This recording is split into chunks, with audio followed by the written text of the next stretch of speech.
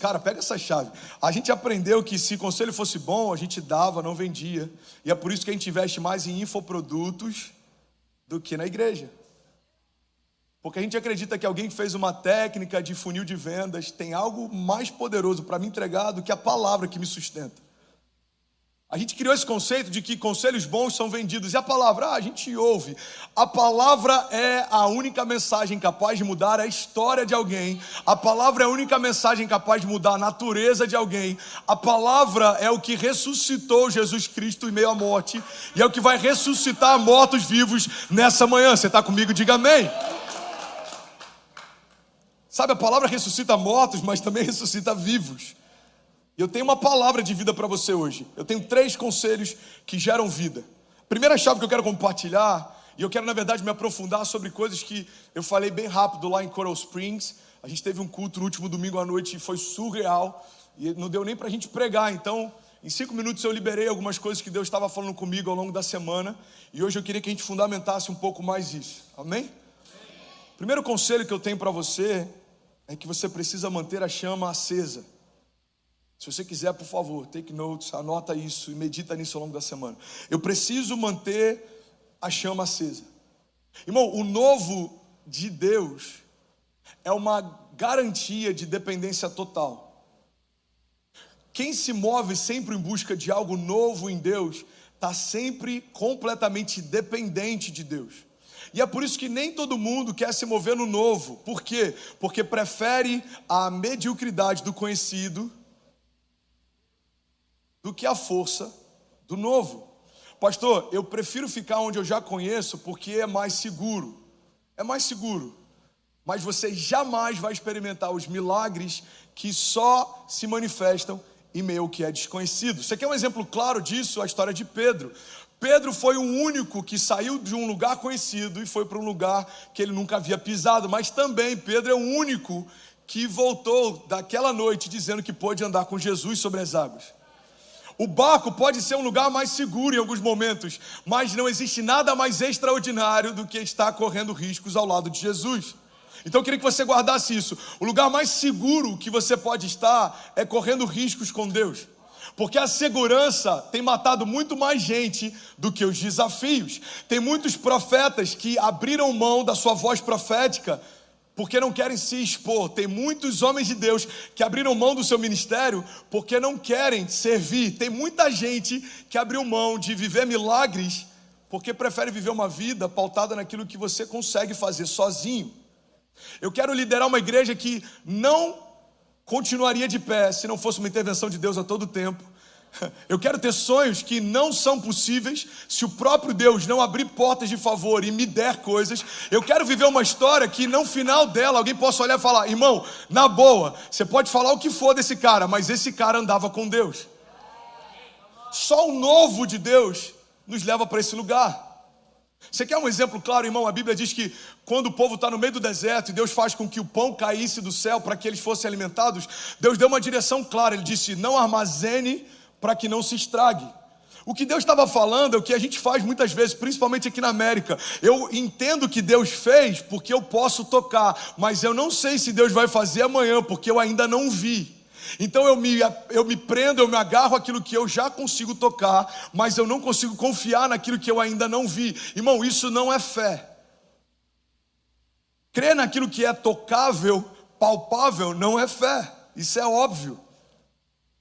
Então Deus fala: olha, vocês não vão guardar. O que Deus está estabelecendo é uma dinâmica de dependência. Se você crê que Deus que te deu hoje vai te dar amanhã, você não vai armazenar, porque você sabe que amanhã vai ter de novo. Irmão, alguns começaram a armazenar o maná, e a Bíblia diz que o maná, o pão que caía do céu, ele apodrecia se você guardasse de um dia para o outro. Então era muito fácil você saber qual família não confiava em Deus. Era só você caminhar pelo arraial e o cheiro de podre na tenda denunciava a ausência de confiança da casa. Que cheiro é esse? É cheiro de maná estragado. Alguém que guardou porque não confia que Deus vai dar amanhã. Deus em vários momentos está estabelecendo uma dinâmica que faz com que a gente dependa completamente dele. E eu creio que uma das formas da gente manter essa chama acesa é estar sempre envolvido em estações que sem a total intervenção de Deus seja impossível a gente romper. Você está comigo? Diga amém. Se eu me garanto sempre numa glória do passado, eu estou abrindo mão de uma expectativa daquilo que Deus pode fazer no futuro. Você quer um exemplo claro? Irmão, uma das coisas que mais tem sabotado ministérios ao longo do tempo se chama formato. A gente cria um formato, a gente entende uma linguagem, a gente entende uma forma como Deus flui, e a gente fala, já entendi, isso funciona. A gente quer perpetuar formatos como se eles fossem a zona de graça do fluir de Deus. André, não estou entendendo, eu vou te explicar melhor. Tem igrejas que fazem há décadas as mesmas coisas, não porque Deus não está fazendo coisas novas, mas porque eles pararam numa janela temporal e acham que Deus só faz do jeito que eles viram Deus fazer. Deus não tem um formato porque ele não cabe numa caixa. Deus ele não flui de uma forma única, porque a cada estação Deus usa uma nova linguagem. A gente vê isso através dos louvores. A cada novo tempo a gente vê uma nova forma como Deus flui e toca comunidades. A gente vê isso através da palavra. A cada nova geração Deus utiliza de novas linguagens para manifestar a sua glória. Irmão, entenda isso. O evangelho é como a água. Não sei se você já observou, mas tem muitas garrafas de água que carregam um prazo de validade. Mas a água em si, ela não estraga. A única coisa que faz com que eu precise colocar um prazo de validade é no momento em que eu armazeno essa água. O prazo de validade não está na água, o prazo de validade está na garrafa. E assim é aquilo que a gente carrega. Por mais que Deus mude de tempos em tempos a linguagem, aquilo que a gente carrega continua sendo o mesmo. Então entenda isso em nome de Jesus. Deus vai fazer algo novo à medida que você permite que Deus faça algo novo.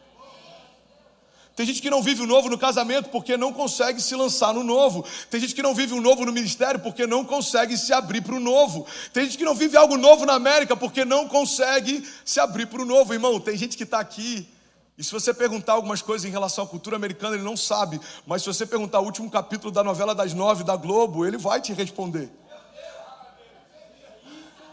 Transicionou de nação, mas não transicionou de cultura, nem de geografia, nem de mentalidade. E nada contra, ok? Eu só não vejo muito sentido querer estar numa nação diferente, consumindo a mesma cultura, tendo o mesmo tipo de relação e fazendo sempre o que eu fazia. Você só mudou por causa do PIB daqui? Ou você mudou para construir algo aqui? Você só mudou porque aqui é um pouco mais seguro? Ou você se mudou para cá porque você entende que Deus te chamou para construir algo novo aqui? Porque, irmão, se a gente construir um gueto brasileiro dentro da América, é como se a gente tivesse feito uma embaixada dentro de uma nação estrangeira. Deus não nos chamou para construir algo para dentro, Deus nos chamou para construir algo para fora. Então eu estou aqui há 20 anos, eu não falo a língua daqui, eu não conheço nada daqui, eu não tenho relações com ninguém daqui, eu só tenho amigos brasileiros, só me alimento de cultura brasileira. Isso é um problema? Depende do que você carrega. Se o que você carrega dentro de um gueto está bom, amém. Mas se o que você carrega pode tocar uma geração, você precisa se mover no novo. Você está comigo? Faz sentido para alguém? Eu lembro de um testemunho que eu li num livro, que eu achei interessante. Um pastor da Califórnia, ele disse que quando ele era jovem, ele chegou em casa e tinha pegado fogo na casa deles. A casa estava toda cheia de fumaça e eles entraram para tentar salvar algumas coisas. E aí quando ele entrou, uma cena marcou ele para sempre. Ele falou que na lareira da casa, no centro da casa, ficavam os troféus do irmão dele. E quando eles chegaram, estava tudo queimado, só tinha metal retorcido. E o irmão dele estava desesperado só por causa dos troféus. E ele chorava copiosamente, ele estava desesperado. E aí a mãe dele, tentando consolar o irmão, falava: fica tranquilo, a gente vai fazer tudo de novo. Fica tranquilo, eu vou mandar fazer troféus novos. E ele diz que aquilo para ele foi um milestone, foi um marco. Aquilo mudou algo na vida dele, porque ele olhou para a cena do irmão e ele teve um insight. Ele falou: se em algum momento da minha história a glória do meu passado fizer mais sentido para mim do que a expectativa do meu futuro, a minha jornada perdeu o propósito. Irmão, pega isso em nome de Jesus. Quando eu falo sobre mantermos a chama acesa, você sabe qual é a garantia, o dispositivo de segurança que Deus estabeleceu para que a gente mantenha sempre o nosso coração queimando? É que a gente esqueça o que já viveu de bom no passado, a ponto de entender que Deus tem algo novo e bom para fazer no presente. É para que a gente celebre aquilo que Deus já fez no passado, mas para que a gente entenda que Deus também quer fazer coisas boas e novas no presente.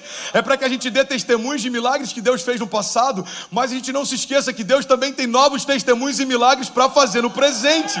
É para que a gente não se agarre à fé dos nossos avós, mas entenda que nós também teremos os nossos testemunhos de fé.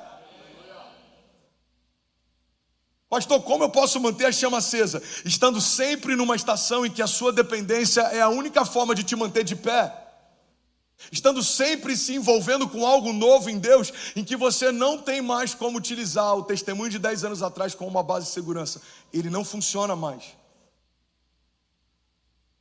Pastor, você está falando para eu esquecer o que Deus fez? Não, eu estou falando só para você não viver em meio a memoriais. Museus são bons para visitação. Ninguém quer morar lá dentro. E aí, tudo bem? Você acabou agora de assistir um vídeo. Se você ainda não está inscrito, já se inscreve também no nosso canal, ativa esse sininho aqui embaixo de notificação e toda vez que eu fizer uma live ou estiver transmitindo uma mensagem ao vivo, você vai ser um dos primeiros a saber.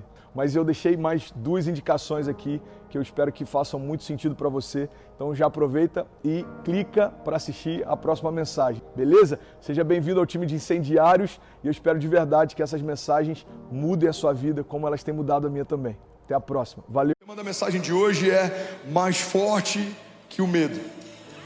Fala para quem está do seu lado, você é mais forte que o medo. Vamos, fala como quem crê nisso, fala com autoridade, irmão. Fala, você é mais forte que o medo. Você é mais forte. O medo não é fraco, não subestime a força dele. Mas em Cristo Jesus somos mais fortes que o medo. A morte é real, ela existe. Todos nós já tivemos alguma experiência com a dor da perda, mas em Cristo Jesus nos tornamos mais fortes que a morte. Então, caminhar com Jesus não significa que as coisas deixaram de ser o que eram, significa que nós deixamos de ser quem éramos. A morte continua sendo morte, a doença continua sendo doença, a dívida continua sendo dívida, mas nós em Cristo Jesus nos tornamos mais do que vencedores. O problema é que muita gente acredita que a dinâmica da fé altera a essência do problema. Pega isso aqui, irmão.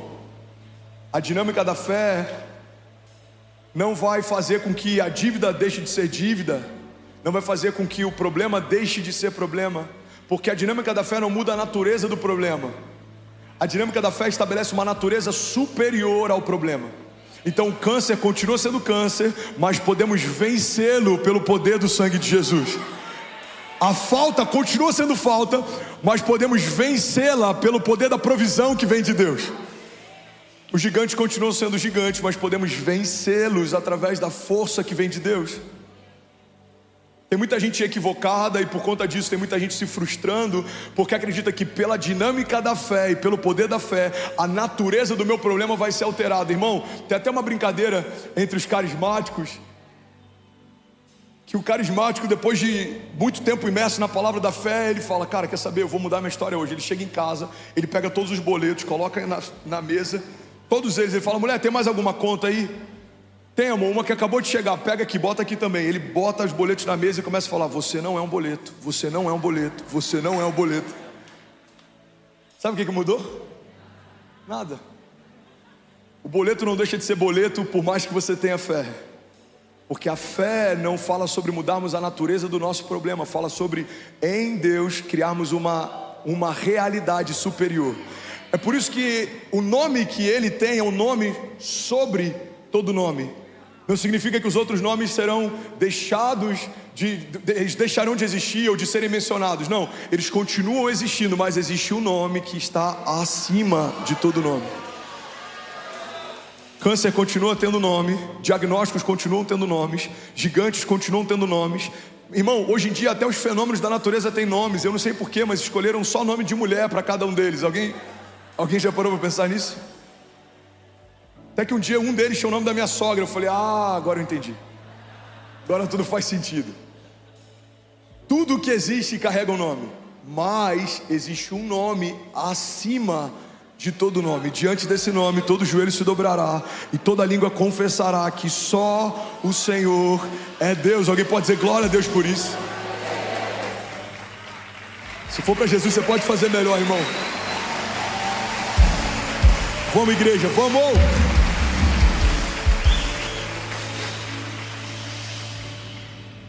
Primeiro princípio que a gente está estabelecendo hoje aqui. Minha vitória não está ancorada num tempo futuro. Ela foi estabelecida no passado. Quando Jesus declarou, está consumado, toda a minha história de milagres foi estabelecida naquele dia. O milagre de 2025, a porta que vai se abrir em 2030, o transbordo de Deus sobre os meus filhos em 2050, tudo que Deus vai fazer nessa igreja no ano que vem, tudo que estamos vivendo nessa semana, não é fruto do nosso esforço, mas é fruto da nossa herança. Fomos feitos herdeiros de Deus e co-herdeiros em Cristo Jesus.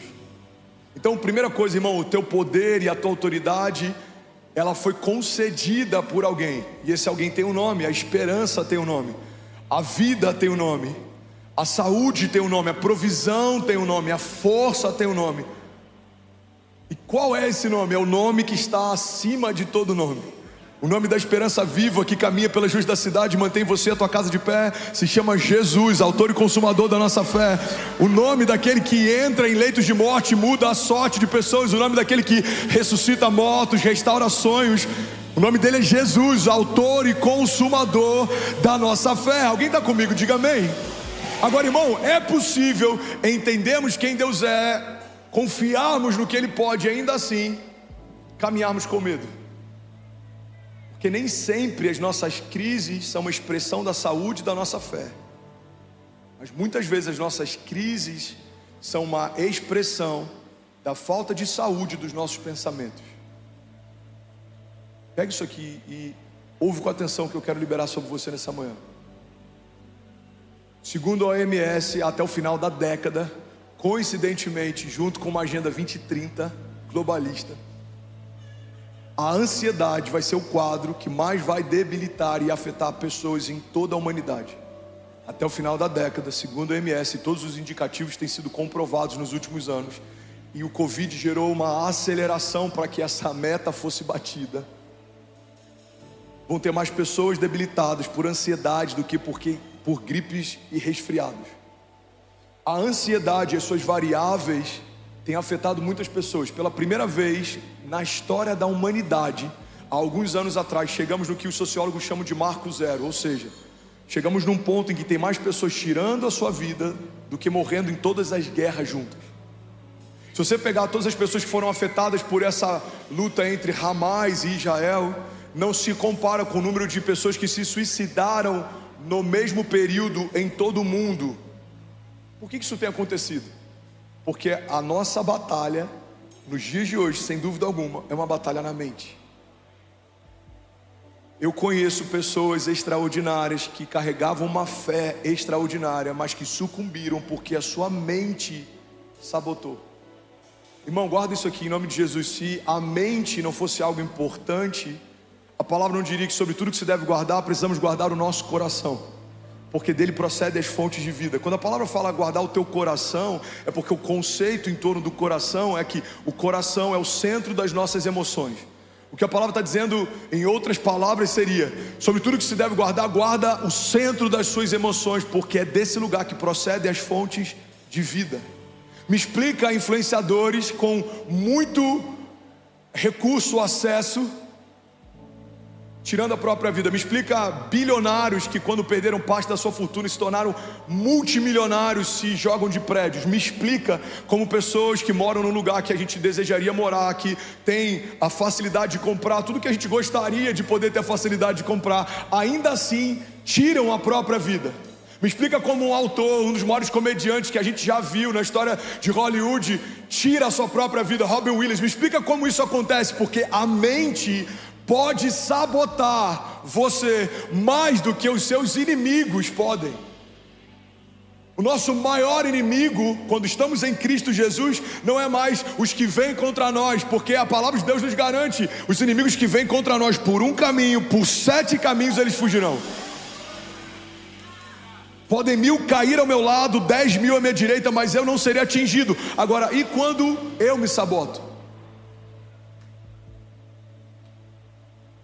E quando o problema é o impostor que vive em mim? E quando o problema são os meus pensamentos? Igreja, olha para mim, guarda isso aqui em nome de Jesus. Se temos uma fé saudável, mas temos uma mente doente, não viveremos a plenitude das promessas de Deus. Porque muito do que estamos deixando de viver não tem a ver com a qualidade da nossa fé, mas com a qualidade dos nossos pensamentos. Alguém comigo aqui, diga amém. Guarda isso aqui, eu quero entrar nesse tema sobre a mente e eu quero estabelecer um primeiro pilar sobre isso. As nossas batalhas são quase sempre ganhas na mente. Fala para quem está do seu lado, cuida bem dos seus pensamentos.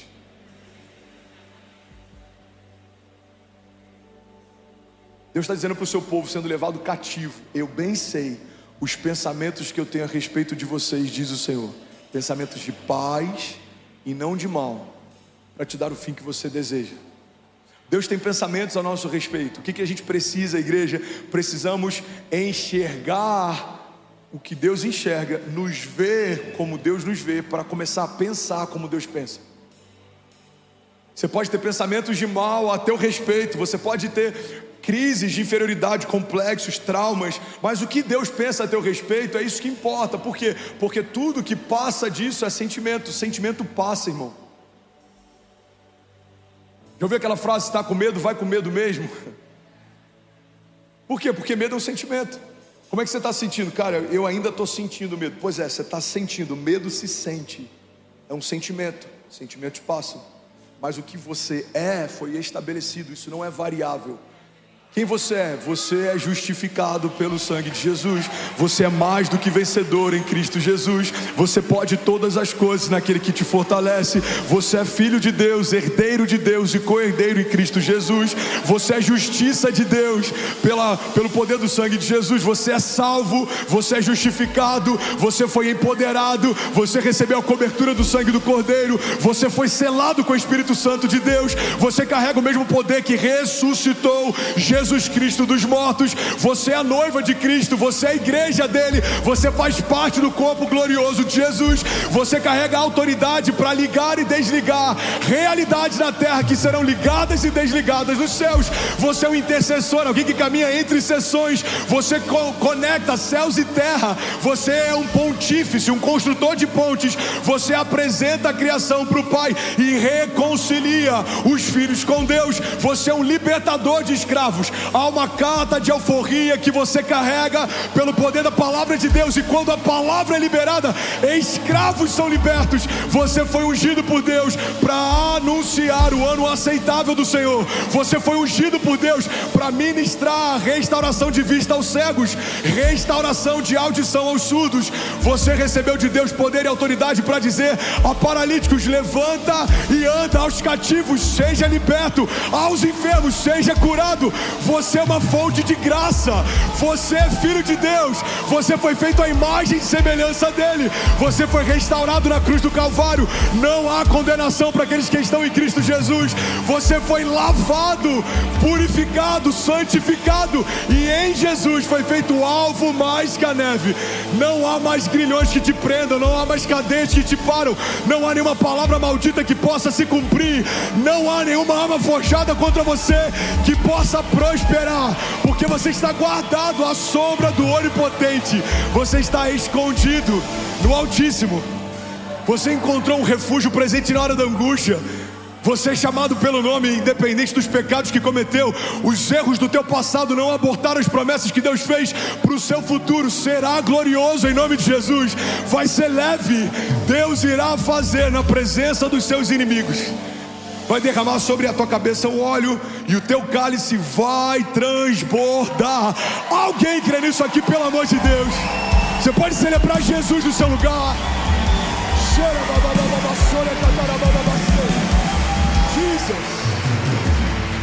Jesus. Aleluia. Sabe que alguém pode dizer: ainda bem que eu vim, Jesus?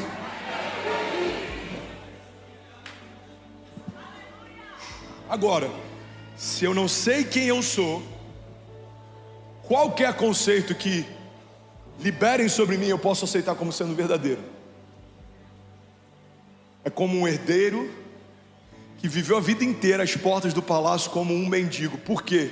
Porque não sabia que era filho do rei. É como, eu vou usar uma comparação completamente chula, mas vai ser bem compreendida para muita gente. É como alguém que ganhou na Mega Sena, mas não tem ideia que no bolso do seu casaco está um bilhete premiado. É como alguém que tinha um avô bilionário que colocou com o seu nome uma herança, mas você não tem ideia que ele existia. E o que vai acontecer? Vai morrer sem usufruir, porque não sabia aquilo que estava disponível. É por isso que existem pessoas salvas em Cristo Jesus, passando dificuldade e acreditando que isso faz parte de um projeto de Deus para si. É por isso que existem pessoas doentes acreditando que a doença é parte de um projeto de Deus para si. Não, pastor, esse câncer foi Deus que me deu para tratar o meu caráter. Não, Deus não é aquele que coloca câncer, Deus é aquele que remove câncer. Deus não é aquele que paralisa pessoas, Deus é aquele que faz paralíticos voltarem a andar. Quando eu conheço a natureza de Deus, eu sei o que esperar dele. Então, a ausência de um entendimento a respeito de quem Deus é, gera a ausência de um entendimento a respeito de quem eu sou. E tudo que eu vou viver parte daquilo que Deus é, e a partir de Deus daquilo que eu sou. Se você não sabe quem é, você não sabe o que pode. Levante suas mãos, declare com autoridade, diga: eu sou quem Deus diz que eu sou. Eu tenho o que Deus diz que eu tenho. E eu posso o que Deus diz que eu posso. Alguns vão dizer: pastor, essa sua linha teológica, você não acha que é muito positivista? Não, não acho. Eu acho que ela é coerente. Porque a gente pega tudo que a Bíblia diz que nós somos e nós reafirmamos aquilo que Deus disse a nosso respeito. Porque todos os dias, irmão, não se engane, palavras contrárias, ruídos e opiniões vão tentar construir na tua mente o conceito de quem você é e o que você pode. Quantas pessoas querem enriquecer só para provar para o seu menino ferido que vai dar certo na vida? Por quê? Porque quando era muito pequeno ouviu de alguém que mais amava: você não vai dar em nada. Tem gente que está construindo não porque quer viver algo extraordinário, tem gente que está construindo ainda para dar uma resposta a um trauma do passado. Uma palavra maldita, uma opinião contrária, uma palavra dita da forma errada gera traumas, nos fere, e a gente encara aquilo como verdade a ponto de construir uma vida inteira só para dar resposta àquele episódio daquele dia. Mas o Deus que fez você desde a eternidade passada, te conhece e te chama pelo nome, tem palavras de vida eterna, e muitas vezes a gente não acessa. Por quê? Porque a gente se agarra ao que os outros dizem, mas a gente não se agarra àquilo que Deus já disse. Pessoas já disseram que eu não daria em nada, que o meu ministério era um fracasso, que a gente não romperia, mas Deus já disse: eu te estabeleci, eu te ungi, eu te chamei. Quando a Kezinha ficou bipolar na nossa crise, eu tinha 25 anos, nosso primeiro filho, amigos, vários disseram: uau, tanto potencial, infelizmente não vai dar em nada, agora já era, não tem como. Mas Deus disse: eu nem comecei a fazer, eu vou cumprir o que prometi, eu farei uma coisa nova. Você precisa escolher que tipo de voz acessa o teu coração. Uma opinião de alguém que te conhece há algum tempo, ou uma promessa de alguém que te conhece desde sempre. As opiniões, irmão, são só opiniões, elas são pessoais. É o conceito que alguém tem a respeito da sua pessoa. Mas Deus tem palavras a respeito de você. Irmão, se tem uma coisa que Ele leva a sério, é a sua própria palavra. Quando Ele envia o seu Filho, Ele vai como um verbo encarnado. Você tem noção? Os professores de literatura deveriam todos serem não só cristãos, mas evangelistas. E se você ama o verbo, quem é o Filho de Deus? É o próprio verbo encarnado, o verbo caminhando pelas ruas da cidade. Tudo que foi feito a partir da sua palavra. Ele disse: haja, e a partir do haja que sai da sua boca, tudo que foi feito, se fez. João diz: no princípio ele era o verbo estava com Deus, o verbo era Deus. Todas as coisas foram feitas por meio dele, sem ele nada do que foi feito se fez. A palavra de Deus diz em outro momento: todas as coisas podem passar, mas as minhas palavras não passarão, diz o Senhor. Se existem opiniões que se dissolvem com o tempo, se existem opiniões de homens que passam com o tempo, irmão, não é nesse lugar que você deve ancorar a tua expectativa, porque existem promessas de Deus que duram para sempre, são invariáveis, imutáveis, e as palavras que Deus disse a teu respeito, essas são vida e verdade para você. Se você crer e não duvidar, assim vai acontecer. A Bíblia diz que tudo é possível ao que crê. Deus já disse algo a teu respeito, creia nisso. Deus já estabeleceu algo a teu futuro, creia nisso. Deus já declarou algo sobre a tua família, creia nisso. Precisamos crer naquilo que Deus fala e duvidar daquilo que os outros dizem. Irmão, não duvide da sua fé, duvide das suas dúvidas. Eu não sei se vai acontecer, duvide dessa dúvida. Eu não sei se vai se abrir, duvide dessa dúvida. Agora Deus já disse, vai acontecer, vai se abrir, você vai romper, os seus filhos serão uma bênção, a sua família está guardada. No meio da crise da seca, você não vai passar necessidade, você não pedirá emprestado, mas emprestará às nações. Os seus filhos serão abençoados e os filhos dos seus filhos. Tudo que você fizer prosperará. Se você for um homem temente ao Senhor, se você for um homem que confia no Senhor, você vai correr e não vai se cansar. Irmão, você precisa crer naquilo que Deus já disse e colocar no lugar secundário aquilo que os outros estão dizendo. Alguém está comigo aqui? Coloque a sua fé em ordem. Fala para quem está do seu lado: coloque a sua fé em ordem. Você que está online, eu não sei quantas pessoas. Pessoal do streaming, se puder sempre atualizando, por favor, as nações conectadas e o número, sempre, em todos os cultos. Eu queria muito saber quem está conectado com a gente. Você que está online, comenta no chat aí se alguma chave está te tocando. Digita aí agora: coloque a sua fé em ordem. Aleluia. Inglaterra conectada agora com a gente, Coreia do Sul conectada, França, Angola, Azerbaijão, Portugal. Você pode celebrar aquilo que Jesus está fazendo. Aleluia. Comenta aí de que nação você está conectada. Nossas batalhas são quase sempre ganhas na mente. Mais de 7.000 famílias online. Uau. Glória a Deus. Glória a Deus. Igreja, olha para mim, existe uma paz que supera o medo. Guarda isso aqui com carinho. Existe uma paz que supera o medo. Lembra do que eu falei ainda há pouco? A fé não é a negligência de um problema, mas é o estabelecimento de uma realidade superior ao problema existente. Em outras palavras, a fé não significa você fingir que o problema não existe, mas você estabelecer uma realidade acima desse problema. Assim como a paz que Deus nos dá é uma paz que supera o medo existente. Assim como a paz que Deus nos dá é uma paz que excede o nosso entendimento. Quando fala sobre exceder o entendimento, quando fala sobre superar o entendimento, está declarando o seguinte: pode até haver medo, pode até haver guerras, pode até haver crise, pode até haver tempestade, mas a paz que eu te dou é uma paz que excede o entendimento. E é por isso que alguém firmado em Deus confunde aqueles que estão ao seu redor quando caminham em paz, mesmo em tempos de crise. As pessoas não vão entender como você não está abatido, passando pelo que está passando.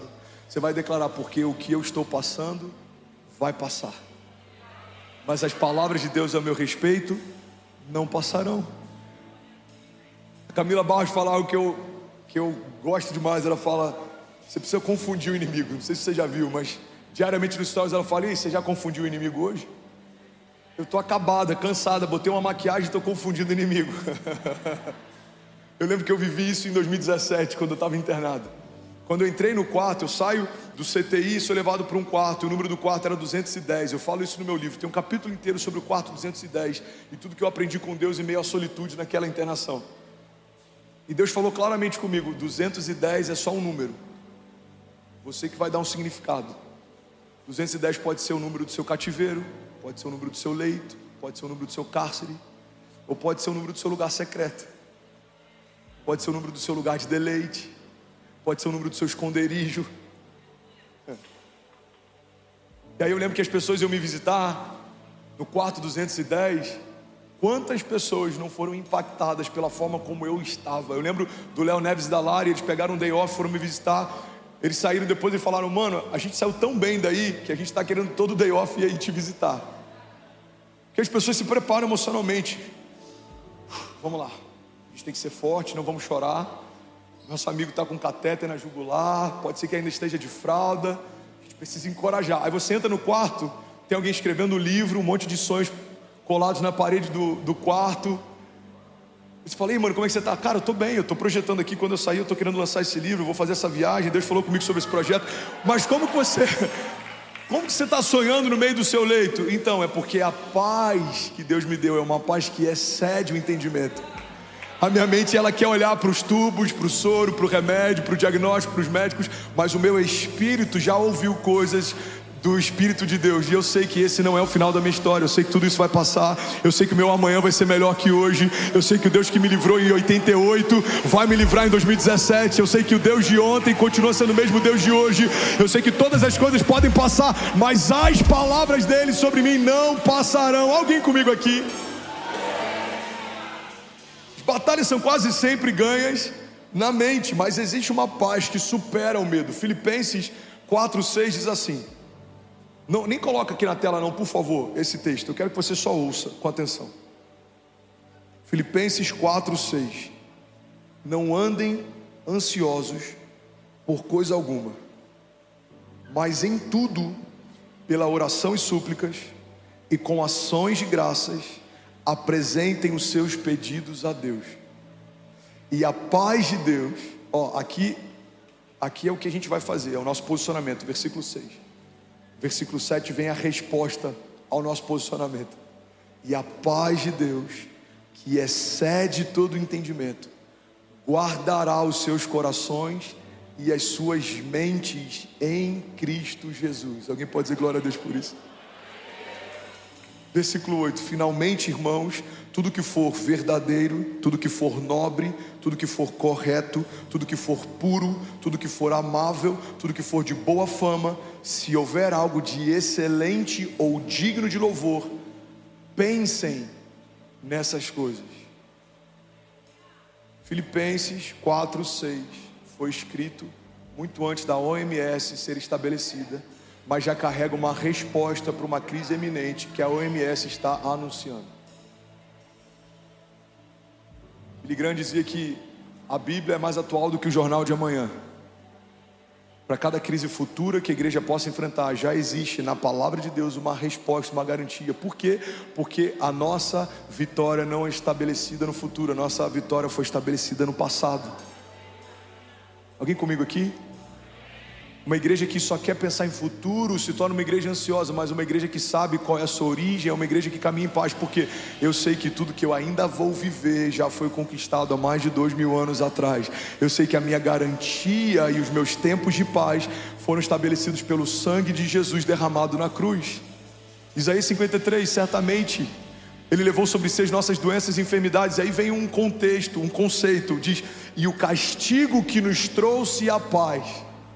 Recebemos a paz através de um castigo que foi estabelecido sobre Jesus. Existe uma paz em Deus a partir do sacrifício de Jesus. A paz que você vai viver em 2023 não é porque esse ano foi melhor do que 2022. A paz que você vai viver em 2023 é porque Jesus conquistou na cruz do Calvário a paz que Ele deu para você.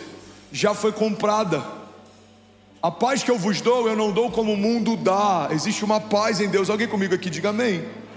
Sabe o que me chama a atenção? Você pega aqui Filipenses 4:6, no versículo 6, no versículo 7, no versículo 8. Fala a respeito da mente e dos pensamentos. Versículo 6, não andem ansiosos. Versículo 7, existe uma paz que excede todo o entendimento, que guardará os seus corações, ou seja, o centro das suas emoções e sentimentos e as suas mentes. Versículo 8, então pensem em todas essas coisas. problema é que muitas vezes a gente ouve a palavra no domingo, mas a gente pensa em tudo que não é de Deus ao longo da semana. Uma chave que Deus me deu lá na América, eu já preguei sobre isso tantas vezes, mas pode ser novo para alguém aqui. Não faça das suas crises o seu devocional. Não comece o teu dia assistindo o noticiário, porque a notícia de hoje te abate, mas existe uma boa nova que te eleva, que te inspira. Qual é a boa nova? Qual que é a boa notícia? Cristo morreu, mas ao terceiro dia ressuscitou, e Ele está sentado à direita do Pai, e Ele intercede por nós. Qual é a notícia de hoje? O trânsito está mal, os dias são maus, pais se voltando contra filho, incesto, aborto, guerras. André, você está dizendo que eu tenho que fechar então os meus ouvidos para as realidades de hoje? Não, eu estou dizendo que antes de você ouvir as realidades de hoje, você precisa se encher das realidades de sempre. Porque quando algo temporário bater a porta, algo eterno vai abri-la. Pega isso aqui em nome de Jesus, irmão. Alguém está recebendo algo de Deus nessa manhã? Quando algo temporário bater a porta, algo eterno vai abri-la. Então quando o dia mal bater a porta, um Deus que é bom vai dizer: já está ocupado. Quando a crise de hoje bater a porta, o Jeová Jireh, o Deus da provisão, vai abrir e vai dizer: já está ocupado. Alguém aqui comigo? Quando pensamentos de mal, quando pensamentos ansiosos baterem a porta, a paz que excede todo entendimento vai abrir e vai falar: já está ocupado. Quando estamos ocupados, preenchidos, transbordando, cheios dos pensamentos e das realidades de Deus, não há espaço para qualquer pensamento e realidade transitória, temporária. A Bíblia fala que aquilo que podemos ver ou tocar é transitório, mas aquilo que não vemos é eterno. As nossas aflições que temos passado, mesmo sendo leve e momentâneo, é transitório, é passageiro, mas estão gerando para nós uma glória eterna que pesa mais do que todas elas. Alguém pode dizer glória a Deus por isso? Hebreus 11:1 fala a respeito de uma certeza. Ora, a fé é a certeza de coisas que se esperam e a convicção de fatos que não se veem. A fé é uma certeza. Qual é a certeza que você tem, André? De que tudo que Deus já disse não é algo que ainda vai acontecer, é algo que nos céus já aconteceu. O tempo futuro para nós é um tempo que ainda não é acessível. O tempo futuro para Deus é como o hoje e como o ontem. O Pai da eternidade passeia por toda a história como se hoje e ontem e amanhã fosse a mesma coisa. E Ele não só já viu o seu futuro, como Ele já escreveu a respeito dele. E é por isso que Ele diz: aquietai-vos e sabei que eu sou Deus. Eu sei o que está preparado para você. Por quê, Deus? Porque fui eu quem preparei. Eu sei como vai ser o seu amanhã. Por quê, Senhor? Porque fui eu quem preparei. O Senhor já escreveu todos os meus dias no seu livro antes de qualquer um deles existir. Alguém comigo aqui diga amém. Eu vou finalizar essa mensagem no próximo culto. Eu queria falar sobre diferentes tipos de mente: mentalidade escrava, mentalidade infantil, a mentalidade de fuga. Mas eu quero finalizar falando sobre a mente de Cristo. Porque a despeito de todos esses tipos de mentalidade, ou como a gente diria nos dias de hoje, principalmente em Alphaville, diferente de todos os tipos de mindset, você tem a mentalidade de Cristo. 1 Coríntios 2,6 diz assim: todavia, falamos sabedoria entre os perfeitos? Não, porém a sabedoria deste mundo, nem dos príncipes deste mundo, que se aniquilam, mas falamos a sabedoria de Deus, oculta em mistério, a qual Deus ordenou antes dos séculos para a nossa glória, a qual nenhum dos príncipes desse mundo conheceu, porque se a conhecessem, nunca crucificariam ao Senhor da glória. Mas está escrito: as coisas que o olho não viu e o ouvido não ouviu e não subiram ao coração do homem, são as que Deus preparou para aqueles que o amam. Mas Deus já os revelou pelo seu Espírito, porque o Espírito penetra todas as coisas, ainda as profundezas de Deus. Porque qual dos homens sabe as coisas do homem, senão o Espírito do homem que nele está? Assim também, ninguém sabe as coisas de Deus, senão o Espírito de Deus. Mas nós não recebemos o Espírito do mundo, mas o Espírito que provém de Deus, para que pudéssemos conhecer o que nos é dado gratuitamente por Deus, as quais também falamos não com palavras que a sabedoria humana ensina, mas as que o Espírito Santo ensina, comparando as coisas espirituais com as espirituais. Ora, o homem natural não compreende as coisas do Espírito de Deus, porque lhe parecem loucura, e não pode entendê-las, porque elas se discernem espiritualmente. Mas, e eu amo esses mais de Deus, porque normalmente esses mais fazem um contraponto entre uma natureza caída e o lugar que Jesus está nos colocando. Alguém pode dizer glória a Deus por isso? A Bíblia diz: mas o que é espiritual discerne bem tudo, e ele de ninguém é discernido. Porque quem conheceu a mente do Senhor para que possa instruí-lo? Mas nós temos a mente de Cristo. Alguém pode dizer glória a Deus por isso? Não, de verdade. Você pode celebrar Jesus no seu lugar.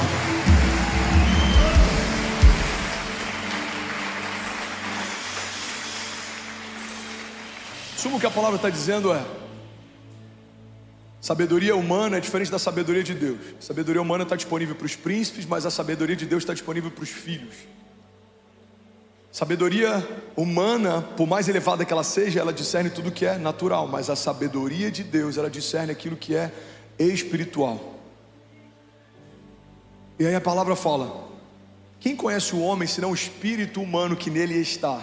Porque você não é carne, você é espírito. Você é espírito. Então, você como espírito sabe das suas coisas, dos seus medos, das suas mazelas. A palavra está dizendo: quem sabe a respeito da mente do homem senão o espírito humano que nele está? Agora, quem sabe a respeito das coisas de Deus senão o Espírito Santo de Deus? Ele conclui dizendo: nós não recebemos o espírito do mundo, mas o Espírito de Deus. Por isso nós temos a mente de Cristo. Irmão, olha para mim em nome de Jesus. A palavra de Deus diz: transformai-vos pela renovação do vosso entendimento, para que possam experimentar qual é a boa, agradável e perfeita vontade de Deus. Não dá para experimentar a boa, agradável e perfeita vontade de Deus sem ter a mente de Cristo.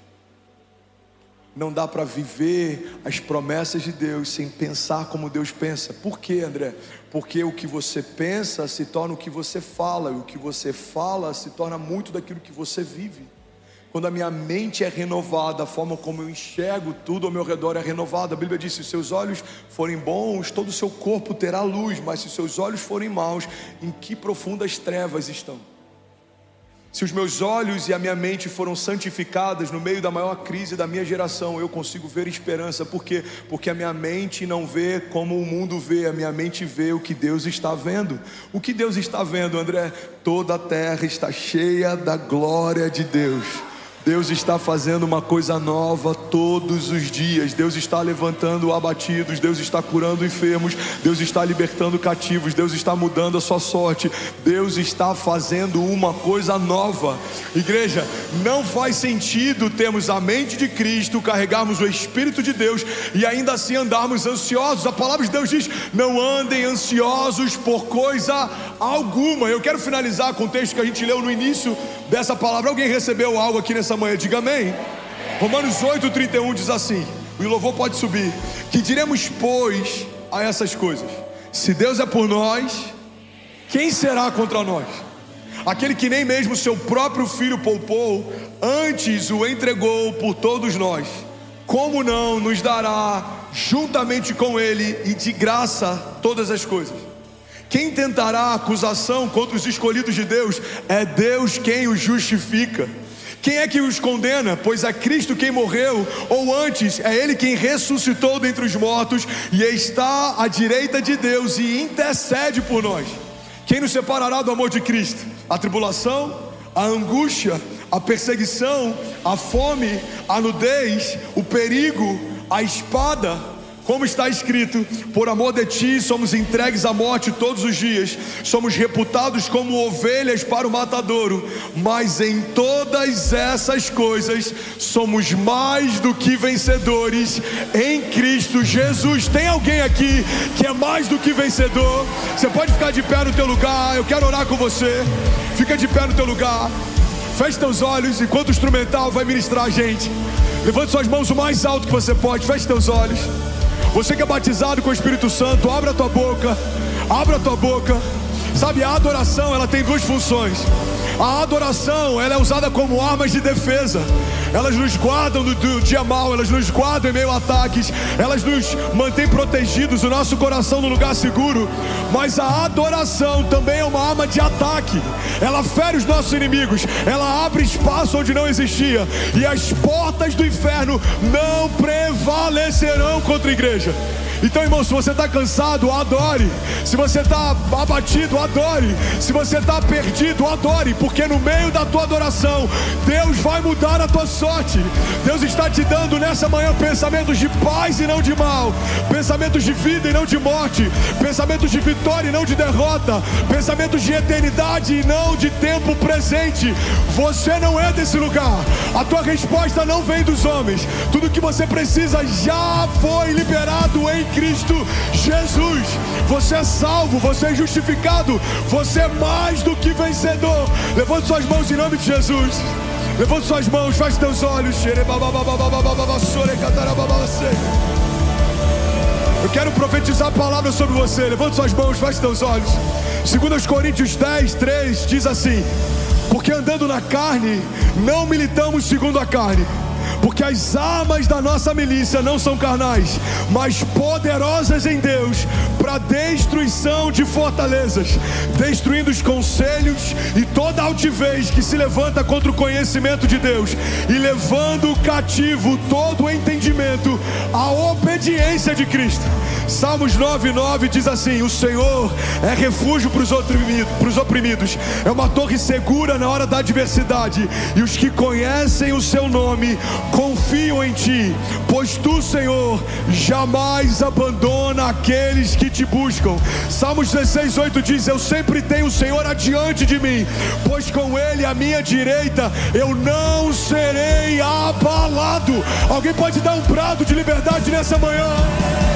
Bom, você acabou de assistir uma mensagem aqui do nosso canal. Eu tenho certeza que ela te edificou e que ela vai gerar algo novo em você. E a gente separou mais 2 vídeos. Eu quero deixar essas indicações aqui para você continuar queimando com Jesus. E eu quero muito te fazer um pedido também. Se essa mensagem te edificou, comenta aqui embaixo, segue o canal, me ajuda a compartilhar para que mais pessoas sejam tocadas também. Deus te abençoe. A igreja não foi chamada para reagir. A igreja foi chamada para estabelecer. O apóstolo Joel pregou algo aqui que eu achei maravilhoso. Ele diz: os leigos precisam de sinais. Os leigos precisam de sinais. Os leigos se movem a partir de percepções. O tempo está nublado, o dia vai ser mau, a economia não está bem, esse ano vai ser ruim. Alguém assumiu o governo, eu acho que o meu negócio não vai dar certo. Os leigos precisam de sinais. Eles estão sempre em busca de indicadores naturais para entender como vai ser a agenda do ano. Mas a igreja não depende de sinais, a igreja depende de uma palavra. É por isso que aquilo que para o mundo é loucura, para nós que cremos é o poder de Deus. O mundo está em crise, nós estamos em Cristo. O mundo está perdido, nós fomos encontrados. No mundo nunca houve tantos divórcios, nós renovaremos a nossa aliança de casamento. No mundo pessoas não sabem o que fazer com seus filhos, nós estamos afiando as nossas flechas e serão liberadas sobre as nações. O mundo está em busca de respostas, nós carregamos a única mensagem capaz de redimir uma geração. O mundo está relativizando o gênero, nós dizemos: fomos feitos à imagem e semelhança do nosso Criador. O mundo está dizendo: os dias são maus, nós declaramos: o Senhor é bom e a sua misericórdia dura para sempre.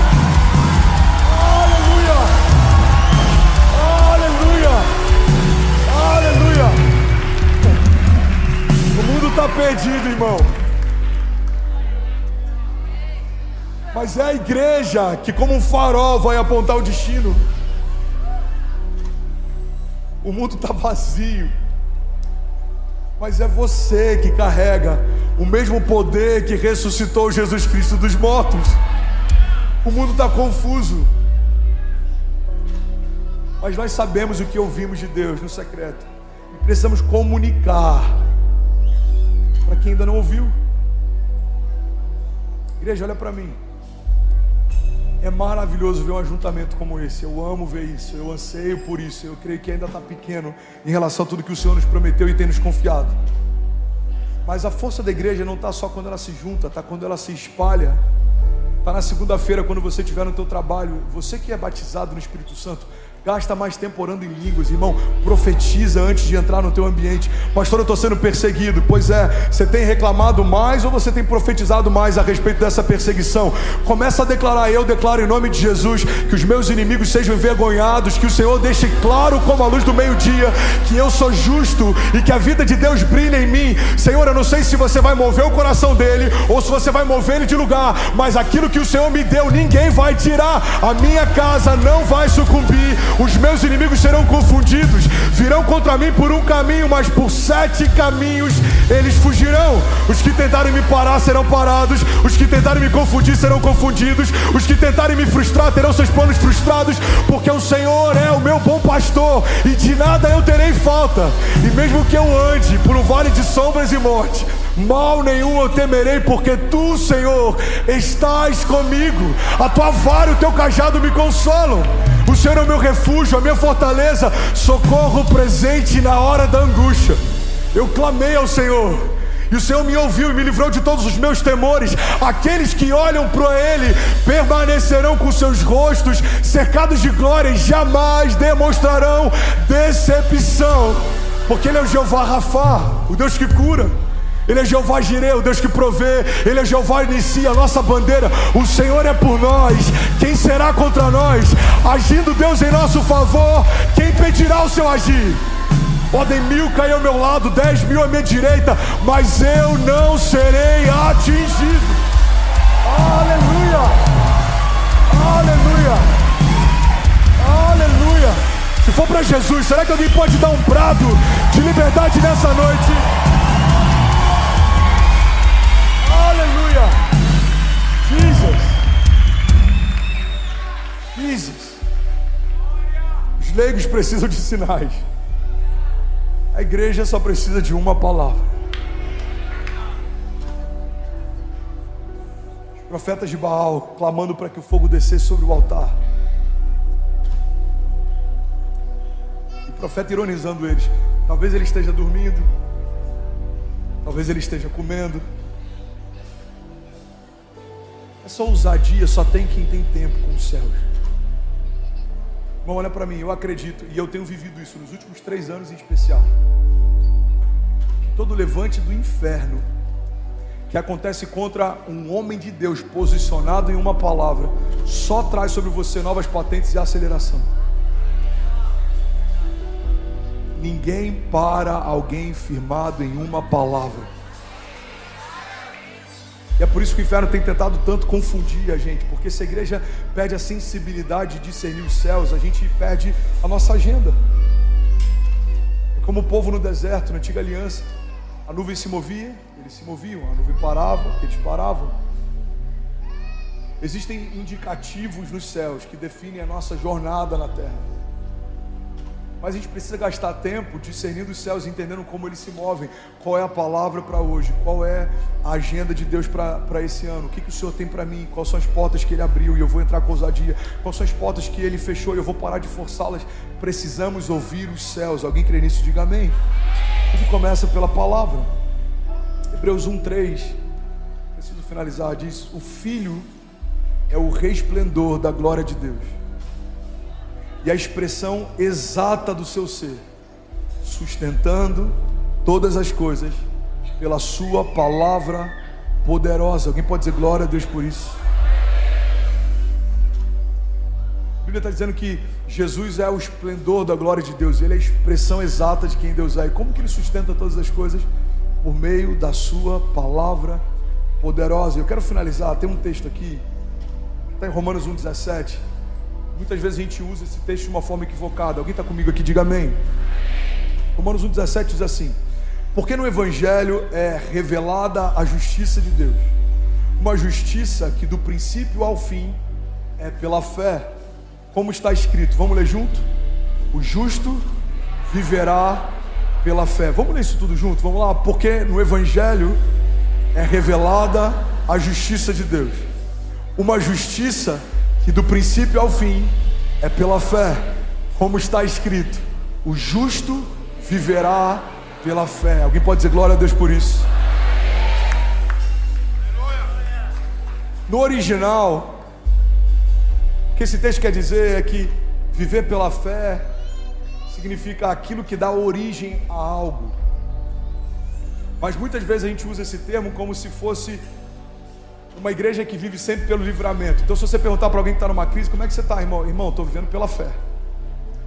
Alguém já usou, já ouviu esse termo? Cara, como é que está? Eu vi lá que fechou tua empresa. Ah, eu estou vivendo pela fé. É errado, pastor? Não, mas é parcial. Viver pela fé não significa só acessar o livramento que Deus tem no dia da crise. Viver pela fé significa profetizar o que a gente ainda não viveu, mas vai viver. Viver pela fé no original significa aquilo que dá origem a algo, ou seja, você vai abrir a sua boca e profetizar, e algo impossível vai acontecer. Vou falar isso de novo e alguém vai pegar isso aqui no espírito. Você vai declarar o que ninguém viu, você vai profetizar o que ninguém ouviu, você vai se mover por aquilo que ninguém jamais experimentou, e vai acontecer. Por quê? Porque o justo vive pela fé. Eu lembro quando a gente começou a igreja de Miami, e uma palavra veio no meu espírito, uma igreja para a cidade e uma cidade para as nações. E no meio da pandemia nós vimos 30 nações todos os domingos sustentando a nossa igreja. Por quê? Porque uma palavra liberada através da boca de um justo, ela pode muito em seus efeitos. Nós veremos nações reunidas nesse lugar. Meses depois, mais de 30 delas todos os domingos.